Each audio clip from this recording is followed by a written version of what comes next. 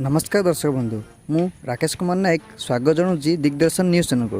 आज सेप्टेम्बर मास 7 तारिख आसनु जानिबा आजिर मुख्य खबर उपरे। भारत गस्तर आसुथिबा पड़ोशी बांग्लादेश प्रधानमंत्री शेख हसीना को साक्षात करिसेंती राहुल गांधी।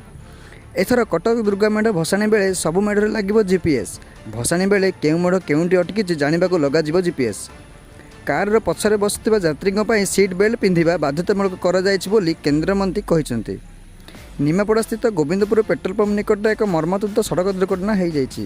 ट्रक धक्का चलीगला दुई जीवन, मृतक मध्य जन महिला।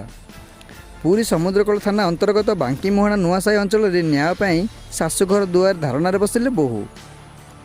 बहुत सहर में निर्माणाधीन विभिन्न प्रकल्पर अग्रगति संपर्क में जिलापाल सत्यरंजन साहू समीक्षा करिसेंती। ट्रेन आगकू डेई स्कूल छात्रों आत्महत्या आज घटिथिबा ए घटना को नहीं बालेश्वर अंचल स्तब्ध।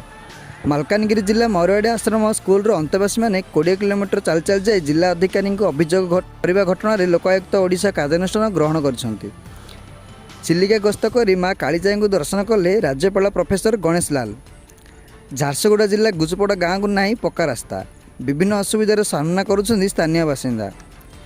भंजनगर उपखंड चिकित्सालय पछपट फाटक निकट डस्टबिन भितर एक नवजात शिशुर शव उद्धार कर दीर्घ समय धरी कोविड संक्रमित हो रहिले हृदयघात एवं ब्रेन स्ट्रोक परी भयानक शारीरिक समस्या सृष्टि हो पारे। प्रबल वर्षा भिजिब ओडिशा।